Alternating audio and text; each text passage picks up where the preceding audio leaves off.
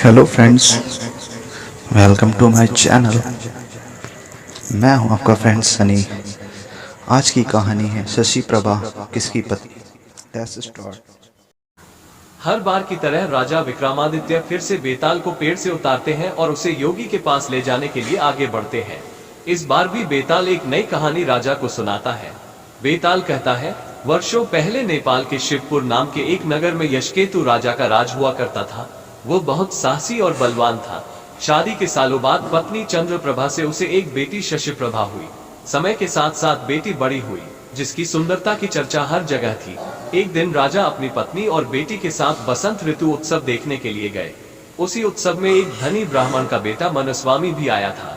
उसने बसंत उत्सव में जैसे ही राजा की बेटी शशि प्रभा को देखा तो उसे पहली नजर में उससे प्यार हो गया।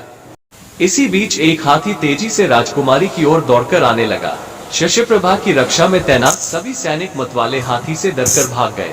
ब्राह्मण पुत्र मनस्वामी ने जैसे ही हाथी को राजकुमारी की ओर बढ़ते देखा तो अपनी जान पर खेलकर उसे बचा लिया। ये सब देखकर राजकुमारी ब्राह्मण युवक पर मोहित हो गई। ब्राह्मण युवक की सबने तारीफ की और दोनों बसंत उत्सव के बाद अपने अपने घर लौट आए। राजमहल में शशि प्रभा का बुरा हाल था।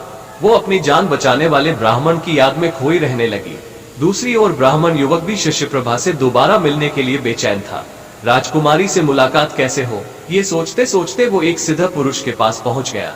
मनस्वामी ने अपने मन का सारा हाल उसे बताया। सिद्ध पुरुष ने सिद्धि के बल पर 2 गोली बनाई। एक गोली उसने ब्राह्मण युवक को मुंह में रखने को दी। मुंह में गोली रखते ही युवक एक सुंदर सी युवती बन गया। सिद्ध पुरुष ने दूसरी गोली अपने रख ली और वो एक वृद्ध ब्राह्मण के भेष में आ गया।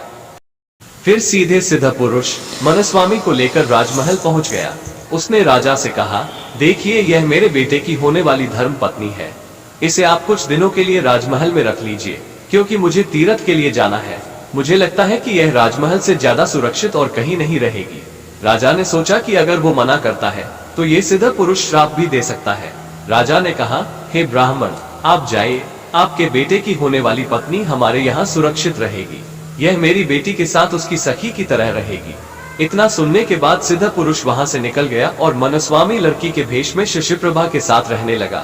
उसकी सखी की तरह रहकर वो राजकुमारी से खूब बातें करता। एक दिन मौका पाकर मनस्वामी ने उससे पूछा, आप हर समय इतनी दुखी क्यों रहती हैं? आपकी आंखें हर समय किसको ढूंढती हैं? ये सुनते ही राजकुमारी ने बसंत उत्सव के दिन हुई घटना बताते हुए कहा, वो ब्राह्मण युवक मेरे मन को भा गया है। मुझे न उसका नाम पता है, न ही शहर। मैं हर दम यही सोचती हूँ कि उससे भेंट कैसे होगी। शशि प्रभा की मन की सारी बात जानकर स्त्री भेष में मौजूद मनस्वामी बड़ा खुश हुआ।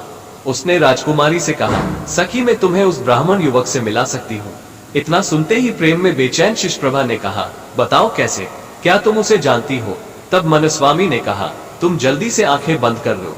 उसने जैसे ही आंखें बंद की, ब्राह्मण युवक ने जल्दी से मुंह से गोली बाहर निकाली और वापस लड़के के भेष में आ गया। मनस्वामी ने बड़े प्रेम से शशि प्रभा को पुकारा। युवक की आवाज सुनकर वो बड़ी प्रसन्न हुई और खुशी से उसे गले लगा लिया। राजकुमारी ने उससे पूछा, अरे, मेरी सखी कहाँ गई? ये सुनते ही मनस्वामी ने सारी बात बताई और गोली मुंह में डालकर दोबारा स्त्री बन गया। ये सब देखकर राजकुमारी दंग रह गई और मन ही मन बेहद खुश भी हुई। उसी समय दोनों ने एक दूसरे को मन से पति पत्नी मान लिया और इसी तरह राजभवन में साथ साथ रहने लगे। एक दिन राजा के मंत्री के बेटे की नजर मनस्वामी पर पड़ी। ब्राह्मण युवक के स्त्री रूप को देखकर वो उसका दीवाना हो गया। कुछ दिनों बाद उसने उससे मन की बात बताई, लेकिन मनस्वामी ने मना कर दिया। उसने कहा, वो किसी और की है। इतना सुनते ही मंत्री का बेटा परेशान हो गया। उसने अपने पिता को सारी बात बताई। बेटे को दुखी देखकर मंत्री से सारी बात राजा से कही। मंत्री की बातें सुनकर राजा ने मंत्री के बेटे और स्त्री रूप धारण किए मनस्वामी के विवाह का फैसला ले लिया। राजा के ये फरमान सुनने के बाद मनस्वामी ने कहा, महाराज, आपको पता है मेरा विवाह किसी और से होने वाला है। ऐसा करना अधर्म होगा। फिर भी अगर आप मेरा विवाह करवाना चाहते हैं तो राजा का आदेश मानकर मैं यह विवाह कर लूंगी। राजा बहुत खुश हुआ और दोनों का विवाह करवा दिया। विवाह होते ही मनस्वामी ने मंत्री पुत्र से कहा, तुम्हारी जिद की वजह से मेरा विवाह तुम्हारे साथ हुआ है, वरना मैं किसी और से विवाह करने के लिए इस राज्य में आई थी। अब तुम्हें इस पाप को धोने के लिए तीर्थ के लिए जाना होगा। प्यार में पागल मंत्री पुत्र ऐसा ही करता है। एक दिन सिद्ध पुरुष दोबारा ब्राह्मण के भेष में राजमहल पहुंचता है। इस बार वो अपने साथ अपने एक दोस्त को जवान करके अपना बेटा बनाकर लाता है। ब्राह्मण राजा से पूछता है, मेरी बहू कहाँ है? मैं उसे अपने साथ लेकर जाना चाहता हूँ और अपने बेटा का उससे विवाह करवाऊंगा। इतना सुनते ही राजा ने सारी कहानी उसे बता दी। सिद्ध पुरुष बहुत गुस्सा हुआ। राजा ने उसके श्राप से बचने के लिए कहा, देखो अब जो हो गया उसे बदला नहीं जा सकता।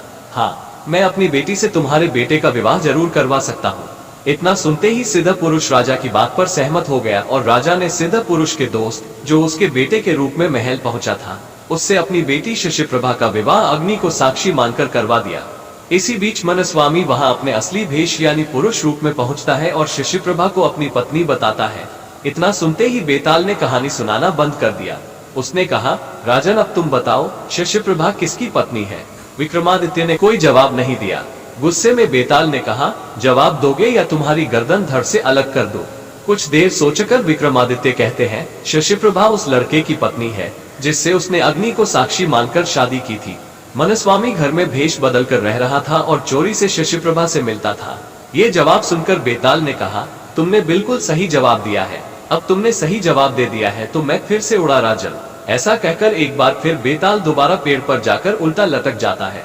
कहानी से सीख, छल कपट से किया गया प्रयास असफलता का कारण बनता है। Thank you for watching my video. I hope आपको ये वीडियो अच्छी लगी होगी, तो प्लीज़ चैनल को सब्सक्राइब करना ना भूलें और वीडियो अच्छी लगी तो लाइक एंड कमेंट करना ना भूलें। Thank you so much.